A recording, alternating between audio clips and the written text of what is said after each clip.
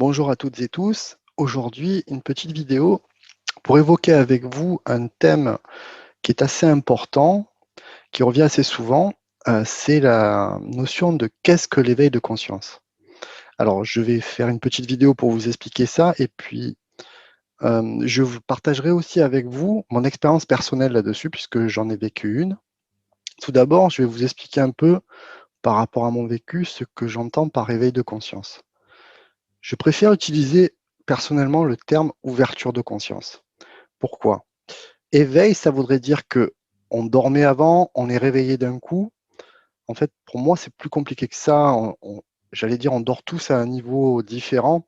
L'éveil total, peut-être que ça existe. En tous les cas, je préfère la notion d'ouverture de conscience puisque pour moi, elle est plus explicite. Elle ne fait pas de catégorisation entre les personnes puisque c'est une expérience personnelle. C'est on ouvre et on s'ouvre à une part de nous-mêmes à l'intérieur. Pour moi, c'est ça l'ouverture de conscience. C'est accéder à un moment, soit soudain, soit sur un temps plus long, c'est accéder à une part plus profonde de soi-même. Pour moi, c'est ça. C'est-à-dire que pour beaucoup d'êtres humains modernes, notamment occidentaux, mais pas que, il y a cette notion, parce qu'on nous l'apprend comme ça, que nous sommes essentiellement un corps, des pensées et des émotions. Sauf que, en fait, on est beaucoup plus que ça. Et il arrive des expériences dans notre vie où j'allais dire notre être profond, ce que nous sommes, mais par plus subtil, par-delà l'espace et le temps, pour reprendre une expression quantique, nous parle. Et elle nous envoie des messages. Et cette ouverture de conscience, c'est cette reliance plus consciente à cette part plus profonde en nous. Ça peut être parfois très brutal. Il y a des expériences, par exemple, soit provoquées, soit subies, de Kundalini. La Kundalini, c'est le feu intérieur qui vous prend comme ça, et ça peut être très, très déstructurant. Parfois, ça peut être très bien vécu. Dans tous les cas, c'est à un moment prendre conscience qu'en nous, il y a quelque chose de plus grand, et par effet domino, ça a une influence aussi sur notre vision du monde. C'est-à-dire que classiquement, on pense qu'il y a nous et le monde extérieur, qu'on a des interactions avec le monde extérieur, mais que tout cela est un peu chaotique, que les influences sont plus ou moins grandes. En fait, lorsque tu vis une ouverture de conscience, tu prends conscience, soit soudainement, soit petit à petit, qu'en fait, la séparation entre toi et le monde extérieur est réelle, oui, mais tout est relié, tout est connecté à tout. Tout s'influence, car tout est énergie dans l'univers. Et tu prends conscience qu'en fait, tu peux interagir autant avec un autre être humain en présentiel, mais à distance. Tu peux interagir avec un arbre, une coccinelle, un placard, une voiture. Et tout ça, c'est de l'information. Et ça, tu en prends conscience quand ta conscience s'ouvre. Voilà, c'est tout simplement ça, l'ouverture de conscience. C'est prendre conscience que quelque chose en toi de plus grand existe, que ce quelque chose en toi qui est toi, à un niveau plus subtil, échange des informations avec toi, et du coup, tu laisses descendre, je ne peux pas le dire autrement, tu laisses descendre des informations de ta part divine. Si la notion de divin te gêne, tu dis ta part d'absolu, ta part d'universel, dans la matière. Et tu retrouves une forme de verticalité. Ça ne veut pas dire que tu es tout le temps aligné parfaitement, mais globalement, tu te sens plus aligné, plus harmonieux. Parce qu'au final, l'ouverture de conscience, quelle est sa finalité? C'est très simplement d'être le mieux aligné possible et le plus harmonieux entre ce que je pense, ce que je ressens, ce que je dis et ce que je fais. Et ce, quel que soit le domaine. Tu peux vivre une ouverture de conscience et être trader à Wall Street et être parfaitement heureux. Tu peux faire de la poterie au fin fond de l'Ardèche. Tu peux être femme de ménage. Tu peux être VRP pour une entreprise lambda. Peu importe. Ce qui compte, c'est que tu sois heureux dans ce que tu fais. La plupart du temps, on n'est pas aligné. C'est-à-dire qu'il y a d'un côté ce que notre être profond voudrait que l'on vive, et puis ce que notre mental nous dit de faire. Souvent, on répète les mêmes schémas, et c'est ça qui nous rend tristes, malheureux ou pas alignés. C'est d'ailleurs pour ça qu'il y a de plus en plus d'ouverture de conscience, c'est parce qu'il y a un tel désalignement entre ce que notre être profond désirerait nous faire vivre et ce que nous faisons subir à nous-mêmes, qu'à un moment, soit ça craque, l'exemple type, c'est le burn-out, soit à un moment, il y a une sortie par le haut. Voilà. Alors, pour donner un exemple, j'ai vécu une ouverture de conscience qui était assez tumultueuse, mais positive au final, en 2016. Il faut savoir qu'au départ, je suis quelqu'un d'extrêmement rationnel et je le suis toujours. Je suis juriste de formation, j'ai fait des études de psycho, cadre dans la fonction publique. Depuis, j'ai cheminé, je travaille dans les énergies et j'étais quelqu'un de très, très rationaliste. Je croyais à des choses subtiles, mais j'intellectualisais les choses. Pour moi, c'était purement intellectuel et extérieur à moi. Et j'avais aussi beaucoup de colère, puisque notamment, j'avais de la colère vis-à-vis des injustices du monde extérieur, et j'avais de la colère vis-à-vis d'une personne de ma famille qui était décédée et à qui je n'avais pas pardonné. Et puis, en 2016, à un moment, j'ai décidé de lâcher avec cette colère et ce ressenti, et j'ai pardonné.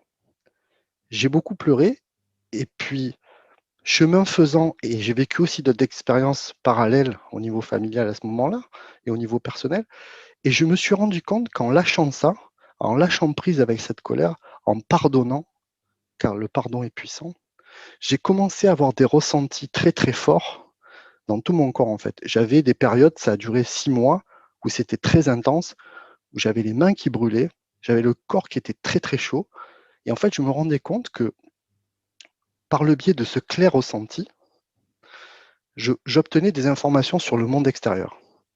Et je me rendais compte que ces informations étaient justes.